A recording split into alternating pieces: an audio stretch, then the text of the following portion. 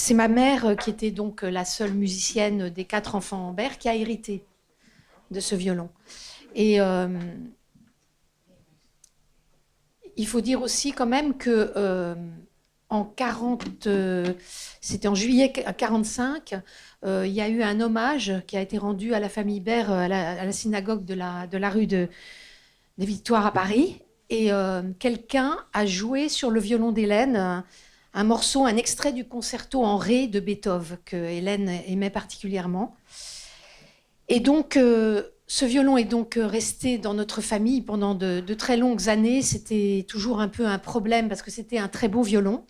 J'ai montré d'ailleurs le certificat d'achat. Donc, il avait été acheté en mars 42. Et c'était un violon du 18e de l'école d'Amati. Enfin, c'était vraiment un violon pour professionnels, en fait. Et dans notre famille, la seule personne qui jouait du violon, c'était une nièce, mais qui n'en a pas fait son métier. Et donc, on a fini par décider, donc c'est assez récent, puisque c'est en 2006, que le violon a été mis aux enchères.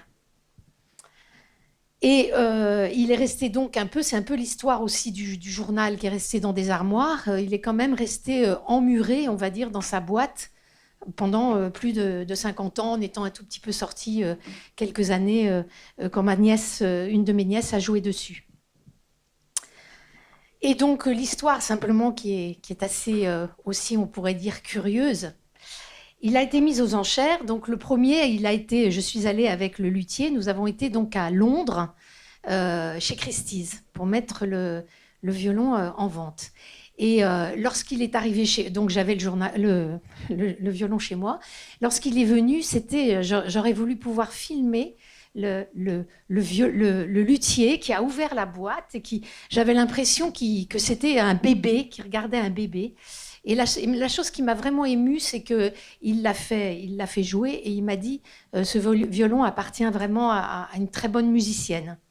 Ça, je ne m'y connais pas assez pour savoir, ça doit être possible. Donc voilà. Donc il a été mis en vente, mais il n'a pas été vendu. Alors ensuite, avec ma mère, nous avons été à Drouot. Et il avait été donc estimé à un certain prix. Il a été mis aux enchères et personne non plus l'a acheté. Donc c'était quand même curieux.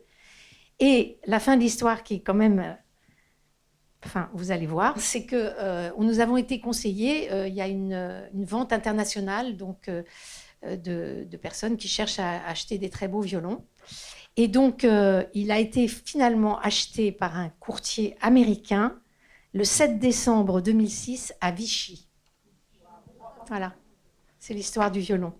Donc, quelque part dans le monde, parce que je n'ai jamais tenu à ce qu'il ait cette histoire, enfin qu'on sache que c'était le violon d'Hélène Berr, je trouve beau quelque part, il est dans le monde. Il y a certainement un violoniste professionnel qui joue dessus, qui ne sait pas qu'il a appartenu à Hélène Berr, et c'est sa liberté. Voilà, il vit sa vie. Il vit sa seconde vie aussi. Voilà, c'est mon histoire. I'm the founder and the man behind one of the very famous now project of violins, Violins of Hope, the Violon de l'Espoir. It's over 22 years that I'm doing it. We have began with one violin, two violins, and today we have 80. I've got the last violin before 4 days. Something unbelievable. It's not here. And we are getting violins all the time. I brought here, and Marianna, she's playing on the number 5, 4 instruments, that each one is completely different from the other. And I will do it short, because I would like that Marianna will play. So the number 1 here, this is a violin that was in the men orchestra in Auschwitz, besides the Arbat Mai Frei. And after the war, an Israeli men that stayed in Europe, especially to help all the survivors, met the owner of this violin and he told me that he doesn't have any money. And he asked him to buy the violin. And he bought the violin for $50, which was in this time 100 times of the value of the violin, so the guy has some money. And this violin was in the orchestra. And I have to say that the German use all these musicians in the orchestra and not in the orchestra to cheat the Jewish people. Because when the train arrived to Auschwitz or Birkenau, and beside the people played the violin, or there was an orchestra, so everybody said, if there is a violin here or an orchestra here, nothing can happen. But the next station was gas chamber. And I know that maybe 5% of these musicians who played in the ghetto and in the camps, only around 5% of them continue to play after the war, because it was impossible for them. First of all, because people in the orchestra, they played in the morning when the prisoners went to work, and in the evening when they came back. But when they came back, they had to bring all the bodies of the people who were killed during the working day. So the orchestra was playing, and they've seen a pile of dead people. So nobody could play after. There are very few. The second violin that is standing here, this is the beginning, I can say, of our story. Bronislaw Huberman, the great Israeli violinist, he lived in Berlin, and he has seen what the Nazi is preparing. He didn't thought about the Holocaust. He thought that nobody will have a work, nobody couldn't play anymore, and everything like that. So he decided that he will create an orchestra in Israel, the story of the Israeli Philharmonic Orchestra of today. And in 1936, he convinced all the Jewish best players in Europe to come to Israel, Palestine, and to create the orchestra. All of them that stayed in Israel until the end of the war, everybody was alive, because some of them could not stay here. It was very difficult. Only 500,000 people were in this country, and they left. And they've done a special research not far ago. Nobody that was in the orchestra in 36 and left was alive after the war. Now, when the war ended, 45, we learned here in Palestine, Israel, all the atrocities that happened in this time. And it was a boycott on anything made in Germany, including it was not allowed to say on the radio the word Germany. So musicians that played on German instrument, because they've had no problem, the violin makers and the Jewish people, they've been the best clients, said they don't want to play on this instrument anymore. Many of them came to my father. He came to Israel 38 with my mother. I was born in 39, and because of that, you can talk to me here. From all our huge family, stayed alive 3 people only after the war. So my father came to him and said to him, if you don't buy the violin, we are going to break it. And for my father, it was a sacrilege. He bought every instrument, so we had a collection of the best German-made instrument in the world. Later on, we can say, I got a student from Germany, Eastern Germany, Dresden. And in Eastern Germany, there was no Holocaust, of course, because they didn't accept to say the word even Holocaust.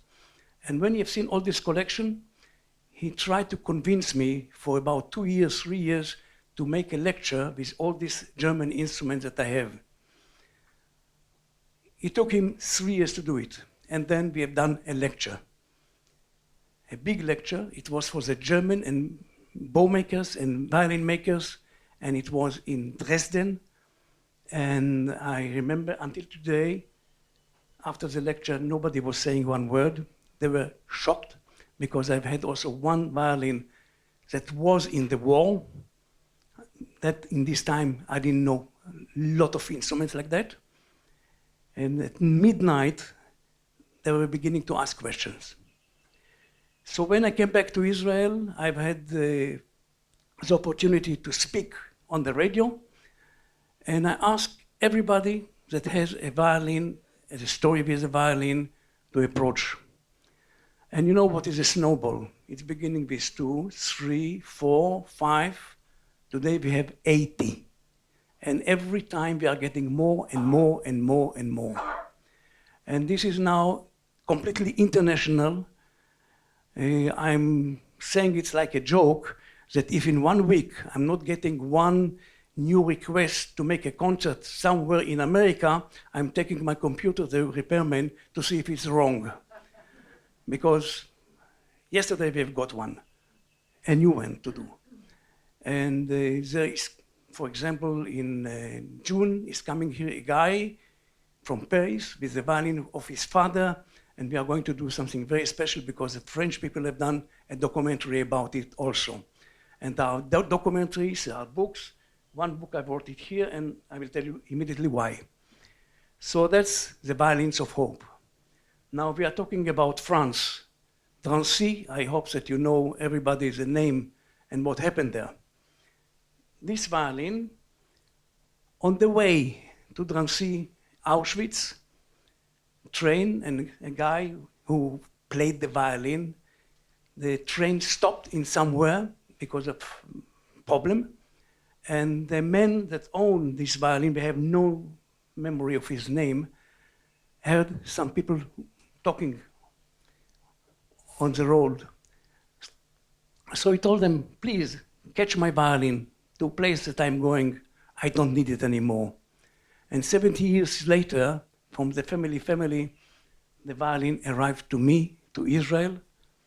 And by the way, all this violin and another one, they are played in every concert that we are going and doing. Now, for example, we have been in Phoenix, Arizona. This is the last one. It was an exhibition for 3 months almost. And my son, that is doing all the lecture for the children, he spoke in front of 24,000 students. And before that, we've done concerts in Dresden and Dachau and Berlin, of course. It was something unbelievable to play in Berlin. And Cleveland, for example, is one of the best orchestras in the States. And there they've done a documentary which brought us many instruments. One of them is this one that's open, and after you can see a guy in 1936, Jewish, in Berlin, some problem with his violin, so he got to a not professional 100% violin maker to repair it. And the guy, without permission, opened the violin, and on the top of the violin, he wrote, Heil Hitler, 1936, you can see it, and a swastika. And the guy, Jewish of course, until his end, he played on a violin with Heil Hitler. Then, after his death, because it's not a very good violin anyway, the family sold the violin, and a violin maker in Washington, D.C., bought it, and he wanted to repair it. He opened the violin. When you've seen what you can see now, the first thing that he wanted to do is to put it in fire. But people told him, you know, send it to Amnon, it's much better. So I have the violin here. The number 5, Marianna is holding it. This violin, we don't know the story. Sometimes we have a story with pictures, with everything. It was in the Holocaust somewhere. And it's completely repaired. And the first time that it was played in Birkenau by Mr. Shlomo Mintz, you know, that's his woman orchestra was there with Alma Rosé. And this violin, like 1, 2, 3, the 4, every concert now that we are playing anywhere in the world, they are participating. I have to say that the next special thing, very special thing, that my son is doing in 2 months is going to Auschwitz with 2 instruments. There is a lady that is doing something very, very special, and she asked him to come and to do something special with violins, with this history. Usually, we are not going to Poland because the Polish people, if there is a violin that came from Auschwitz, they will confiscate the violin immediately. They say, this is ours. And I don't like it anyway, of course. So there is going to be something very special, and the people that are asking for this occasion, they are too strong, and nobody can fight them. And they can have the permission to have 2 instruments, not of this collection, but much more. There is many violins, I will explain to you very soon, that they can go there, and we hope that nothing will happen. Now, Marianna is playing on a violin that was in the Holocaust, and on the back on the violin, there is a Star of David. This was something very useful and very nice in the last century. There was a place that once was Germany, and then was Czechoslovakia, Steinbach, and there was a little workshop that have done violin for Jewish people with the Star of David, for Christian with the cross, and for gypsies. And all these violins that have a Star of David, there is no discussion who played on it. The problem that the German confiscated thousands of violins, viola, and cello from the Jewish people. And we cannot give it back to anyone. Why? I've seen it. The German, on the case of the violin, there is a label, the name of the officer, the name of the owner of the violin, then it's written, a violin made of wood, color brown. Go to find it. So any violin that there is a Star of David, we are repairing it, we are restoring it, and then it's going to the concert halls. And this is another way to give memory to many things. One of the last instruments that I've restored now is on the name of Janusz Korczak. There are many violinists that nobody knows the name. Brother and sister Rabinovich from Vilna, nobody knows him. But they've been top violinists and probably even friends of my father. So every violin like that we are getting, or a gift, or buying, is for a memory of something. For example, something else, my wife, you will see now in the Holocaust Memorial Day, they will show a movie with Daniel Craig. And Daniel Craig is for 2.5 hours, is one of my cousins. There is a movie called in Hebrew, Itnagdut, in English, Defiance, and in French, I don't remember. And this is about 3 brothers, Bielski brothers, that went to the forest and saved 1,230 people alive, going out in a parade from after the war, completely with arm and everything to them. So there is a violin dedicated to the Bielski family, etc., etc., etc. So we are trying our best to do. Yeah, now I got before 3 days, or 4 days now, a violin that the story is not yet complete, but the story is that the American soldier that was in a camp, he was kept like a prisoner. After the war, he found a violin that was in very bad condition, and it's still. I don't know yet what I will do. It's completely like burned, but it still survived. So when he came back to the States, he gave it to as a secretary to one general of the Pentagon. And this lady, she was Jewish, of course. Now the son and the grandson, they gave this violin to us to restore it if we can, because fire is not a good friend of violins anyway. So we will continue. We are doing it all the time. Next year, I know that my son will be 1 month in America, 1 month maybe at home, because he's going to do it plenty of. We are until 2024 full with invitation in the States. We are trying to do it in France, but it's not working so well. So we will leave it, like always in France. Anyway, thank you very much.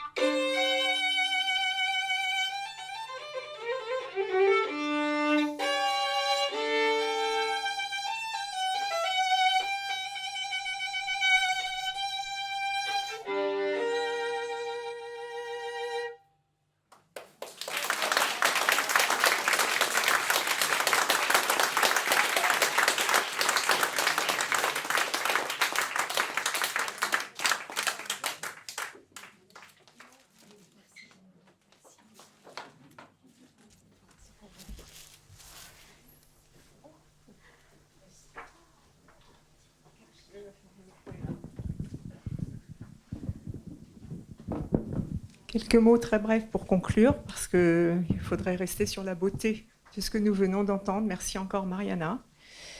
Juste quelques mots vraiment très brefs pour remercier nos deux traducteurs, Raya Shavit et Dan, pour remercier ce qu'on appelle encore peut-être un caméraman, mais je ne suis pas sûre, Jonathan Levy.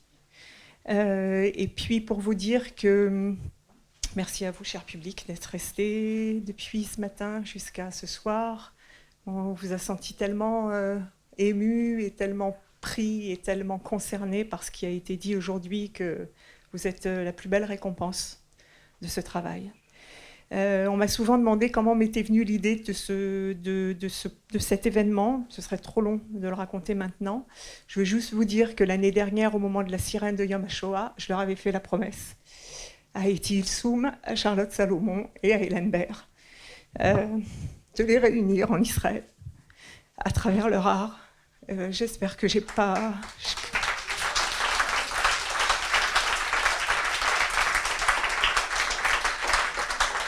J'espère avoir tenu ma promesse. Et puis, je voulais vous dire aussi que je m'évertue toujours à les citer dans cet ordre-là. Etty Hillesum, Charlotte Salomon et Hélène Berr, parce que d'abord, c'est l'ordre dans lequel je les ai chronologiquement découvertes. Et bizarrement, je me suis aperçue, mais comme disait Mariette Job, il n'y a pas de hasard, que pour finir sur un petit mot d'hébreu, quand on prend les initiales de leur prénom, le Aleph d'Etty, le Shin de Charlotte et le He d'Hélène, eh bien le mot Isha se forme dans la grâce. Donc voilà, c'était une belle histoire de femme aussi. C'était une histoire de femme, une histoire d'art et une histoire de mémoire. Je vous remercie du fond du cœur.